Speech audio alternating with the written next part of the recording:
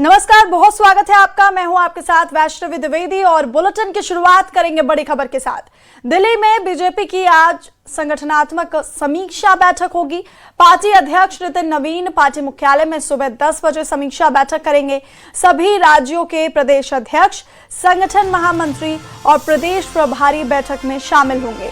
बैठक में पार्टी के कार्यक्रमों, संगठनात्मक गतिविधियों और संगठनात्मक मुद्दों पर चर्चा होगी। यूपी, उत्तराखंड और पंजाब समेत विधानसभा चुनाव वाले राज्यों की तैयारियों की समीक्षा भी होगी। तो बड़ी खबर, जहां पर दिल्ली में बीजेपी की आज संगठनात्मक समीक्षा बैठक होगी। पार्टी मुख्यालय में सुबह 10 बजे पार्टी अध्यक्ष नितिन नवीन समीक्षा बैठक करेंगे और इस दौरान सभी राज्यों के प्रदेश अध्यक्ष, संगठन महामंत्री और प्रदेश प्रभारी बैठक में शामिल होंगे। बैठक में पार्टी के कार्यक्रम और संगठनात्मक मुद्दों पर चर्चा की जाएगी। यूपी, उत्तराखंड और पंजाब समेत विधानसभा चुनाव वाले राज्यों की तैयारियों की समीक्षा भी होगी। तो बीजेपी की संगठन से जुड़ी अहम बैठक होगी। नितिन नवीन की अध्यक्षता में आज बीजेपी की अहम बैठक होगी। बीजेपी प्रदेश अध्यक्ष और प्रभारी इस बैठक में शामिल होंगे।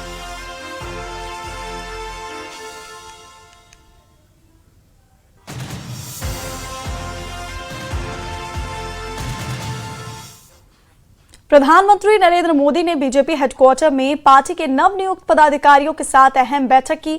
सूत्रों के मुताबिक नए पदाधिकारियों के साथ बैठक में प्रधानमंत्री ने उन्हें सरकार की नीतियों और कामकाज को जन जन तक पहुंचाने का लक्ष्य दिया। साथ ही युवाओं के साथ मजबूत जुड़ाव बनाने और संचार के नए माध्यमों का प्रभावी इस्तेमाल करने पर भी जोर दिया।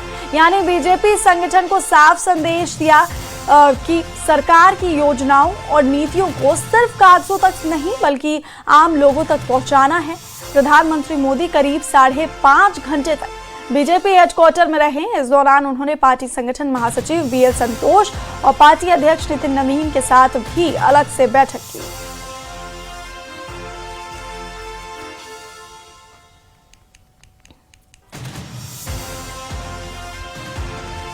तो प्रधानमंत्री नरेंद्र मोदी ने बीजेपी हेडक्वार्टर में पार्टी के नवनियुक्त पदाधिकारियों के साथ अहम बैठक की है। सूत्रों के मुताबिक नए पदाधिकारियों के साथ बैठक में प्रधानमंत्री ने उन्हें सरकार की नीतियों और कामकाज को जन जन तक पहुंचाने का लक्ष्य दिया है। साथ ही युवाओं के साथ मजबूत जुड़ाव बनाने और संचार के नए माध्यमों का प्रभावी इस्तेमाल करने पर भी जोर दिया। यानी बीजेपी संगठन को साफ संदेश दिया गया कि सरकार की योजनाओं और नीतियों को सिर्फ कागजों तक नहीं बल्कि आम लोगों तक पहुंचाना है। प्रधानमंत्री मोदी करीब 5.5 घंटे तक बीजेपी हेडक्वार्टर में रहे और इस दौरान उन्होंने पार्टी संगठन महासचिव बीएल संतोष और पार्टी अध्यक्ष नितिन नवीन के साथ अलग से बैठक भी की है।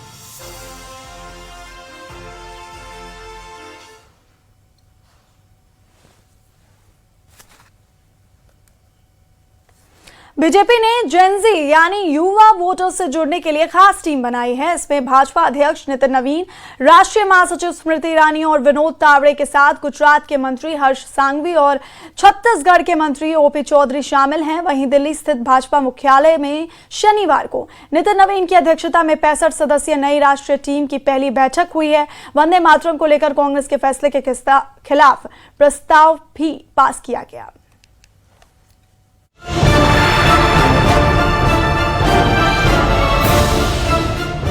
बीजेपी ने जेनजी यानी युवा वोटर से जुड़ने के लिए खास टीम बनाई है। इसमें भाजपा अध्यक्ष नितिन नवीन, राष्ट्रीय महासचिव स्मृति ईरानी और विनोद तावड़े के साथ गुजरात के मंत्री हर्ष सांघवी और छत्तीसगढ़ के मंत्री ओपी चौधरी शामिल हैं। दिल्ली का बीजेपी मुख्यालय, पार्टी की नई राष्ट्रीय टीम और मिशन युवा संवाद। पार्टी अध्यक्ष नितिन नवीन की अध्यक्षता में 65 सदस्यीय नई राष्ट्रीय टीम की पहली बैठक हुई। बैठक में संगठन को मजबूत करने और आने वाले दिनों की राजनीतिक रणनीति पर मंथन हुआ। इसी बैठक में वंदे मातरम को लेकर कांग्रेस के फैसले के खिलाफ प्रस्ताव भी पास किया गया। बीजेपी ने कांग्रेस के कार्यक्रमों में राष्ट्रगीत के सिर्फ 2 पैरा लगाने की फैसले की निंदा की। पार्टी ने कहा कि वंदे मातरम के सम्मान से राजनीतिक सुविधा या तुष्टीकरण के लिए समझौता नहीं होगा। बीजेपी अब वंदे मातरम की विरासत को मुल्क भर में पहुंचाने के लिए अभियान चलाएगी। यानी राष्ट्रगीत का मुद्दा अब बीजेपी के बड़े राष्ट्रवादी नैरेटिव का हिस्सा बनने जा रहा है। लेकिन बैठक में सिर्फ वंदे मातरम की बात नहीं हुई। बीजेपी ने युवाओं के बीच अपनी पकड़ मजबूत करने की रणनीति पर भी जोर दिया। नए पदाधिकारियों को ऑर्डर दिया कि युवाओं से लगातार संवाद बढ़ाया जाए। इसके लिए अलग अलग टीमें बनाने की तैयारी है। इन टीमों में युवा मोर्चा के साथ पार्टी के पूर्व पदाधिकारी भी भूमिका निभाएंगे। बीजेपी की नजर खास तौर पर 14 साल के ऊपर के युवाओं पर है। पार्टी संगठन की पहुंच इस आयु वर्ग तक बढ़ाना चाहती है। युवाओं के मुद्दों को समझने, उनसे सीधा संवाद करने और उन्हें संगठन से जोड़ने के लिए बड़े आउटरीच कार्यक्रमों की तैयारी है। आने वाले दिनों में मुल्क भर के वरिष्ठ नेताओं की टीमें भी गठित की जा सकती है।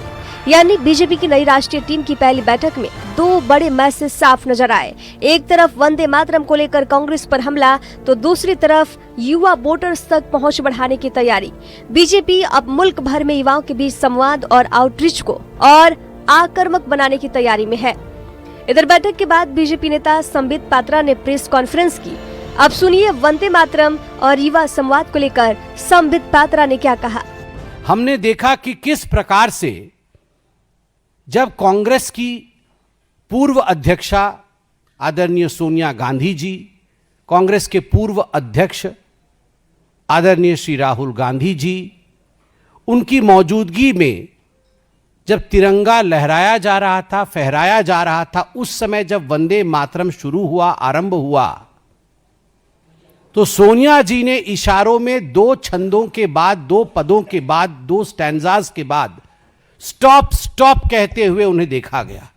19 अगस्त 2026 आज से कुछ दिनों पहले CWC के मीटिंग में, कांग्रेस वर्किंग कमेटी के मीटिंग में एक रिजोल्यूशन पारित किया गया, जो रिजोल्यूशन 1937 में कांग्रेस वर्किंग कमेटी ने अक्टूबर माह में कलकत्ता में पारित किया था। और वो रिजोल्यूशन था कि हम 6 छंदों के वंदे मातरम को नहीं मानेंगे, हम वंदे मातरम का विभाजन करेंगे, वंदे मातरम को काट छांट करके केवल 2 ही स्टैंजा, 2 ही पद वंदे मातरम का गाएंगे। यानी बीजेपी की नई राष्ट्रीय टीम की पहली बैठक में वंदे मातरम से लेकर युवा संवाद तक कई अहम मुद्दों पर रणनीति तैयार हुई।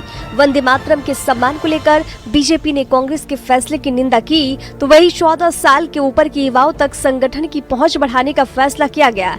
युवा मोर्चा पूर्व पदाधिकारी और वरिष्ठ नेताओं को जोड़कर देश भर में युवा संवाद और आउटरीच कार्यक्रम चलाने की तैयारी है। अब देखना होगा कि बीजेपी की ये नई रणनीति युवाओं के बीच पार्टी की पकड़ को कितना मजबूत करती है। Bureau report, news 18 Delhi NCR। Delhi की मुख्यमंत्री रेखा गुप्ता ने अपने 2 दिवसीय तमिलनाडु दौरे के दौरान वेलूर स्थित श्री लक्ष्मी नारायणी मंदिर पहुंचकर मां लक्ष्मी के दर्शन किए और विधिवत पूजा अर्चना की। तमिलनाडु में वरलक्ष्मी व्रतम के पावन अवसर पर मुख्यमंत्री ने मां लक्ष्मी की आराधना करते हुए सभी के जीवन में सुख, शांति, आरोग्य और समृद्धि की कामना की। उन्होंने कहा कि वरलक्ष्मी व्रतम श्रद्धा, आस्था और परिवार के मंगल की कामना से जुड़ा एक पवित्र पर्व है। मुख्यमंत्री रेखा गुप्ता ने इस अवसर पर सभी देशवासियों को वरलक्ष्मी व्रतम की हार्दिक शुभकामनाएं दी और सभी पर कृपा बनाए रखने के लिए मां लक्ष्मी से प्रार्थना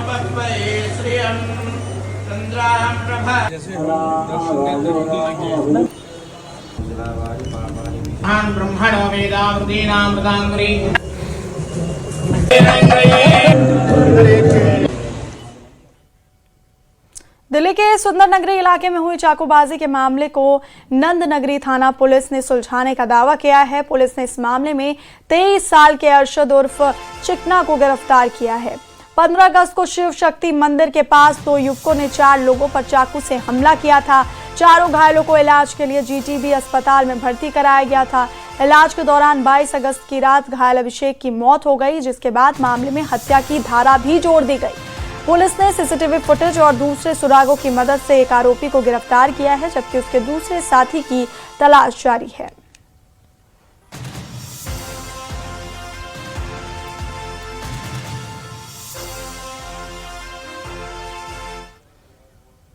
दिल्ली के नॉर्थ ईस्ट जिले में अवैध शराब की सप्लाई के खिलाफ ATS टीम ने बड़ी कार्रवाई की है। पुलिस ने 777 क्वार्टर हरियाणा मार्का अवैध शराब बरामद करते हुए 3 आरोपियों को गिरफ्तार किया है। पुलिस के मुताबिक अवैध शराब की सप्लाई के लिए इस्तेमाल की जा रही 2 टैक्सियां भी जब्त की गई हैं। कार्रवाई सीलमपुर मेट्रो स्टेशन के पास की गई है, जहां हरियाणा से शराब की खेप लाए जाने की सूचना पुलिस को मिली थी। कार्रवाई के दौरान एक शख्स मौके से फरार होने में कामयाब रहा। सीलमपुर थाने में दिल्ली एक्साइज एक्ट के तहत एफआईआर दर्ज कर आगे की जांच की जा रही है।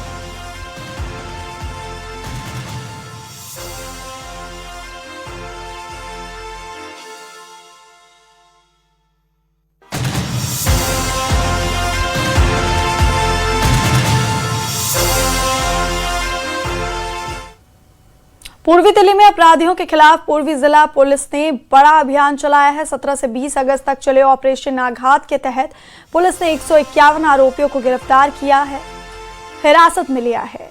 इस दौरान अवैध हथियार, नशा, शराब, जुआ और चोरी के मामलों में बड़ी कार्रवाई की गई है। पुलिस ने 27 चोरी के 2 पहिया वाहन और 134 मोबाइल फोन भी बरामद किए हैं।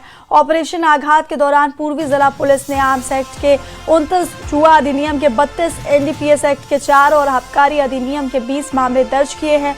कार्रवाई के दौरान पुलिस ने अवैध हथियारों और कारतूस के साथ 1 किलोग्राम से ज्यादा चरस और 532 ग्राम गांजा बरामद किया है। साथ ही 501 अवैध शराब के पाउच और 1870 शराब की बोतलें जब्त की हैं। जुआ गतिविधियों पर कार्रवाई करते हुए 23,131 की नकदी भी बरामद की गई है।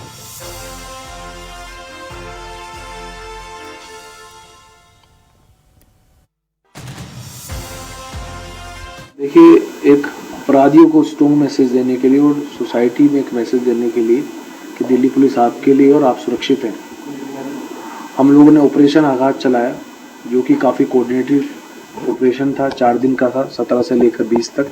50 से ज़्यादा टीमें शामिल थी। इसमें 151 अपराधी अरेस्ट या अप्रीहेंड हुए।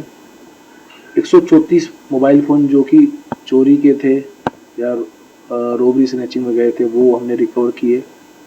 कुल मिलाकर 27 मोटरसाइकिल या 2 व्हीलर रिकवर किए। इसमें से 16 चोरी के थे और 11 अपराध करने में, स्नैचिंग करने में यूज़ हो रहे थे। कमर्शियल क्वांटिटी चरस की रिकवर की हमने। 533 ग्राम गांजा भी रिकवर किया और 9 पीओ अरेस्ट किए और 3 पेरोल या बेल जंपर्स को भी अरेस्ट किया है। दिल्ली पुलिस की क्राइम ब्रांच ने 2 करोड़ की भारी भरकम रंगदारी मांगने की साजिश को नाकाम कर दिया है और लॉरेंस बिश्नोई और रणदीप मलिक गैंग से जुड़े एक भगौड़े आरोपी को धर दबोचा। क्राइम ब्रांच की टीम ने आरोपी को दिल्ली के रानीबाग इलाके से गिरफ्तार किया है। टीम ने इसके लिए हाईटेक सर्विलेंस और जमीनी खुफिया तंत्र का सटीक इस्तेमाल किया। इस पूरे ऑपरेशन को इंस्पेक्टर सतीश मलिक, एसीपी राजपाल डबास और डीसीपी हर्ष इंदौरा की देखरेख में अंजाम दिया गया।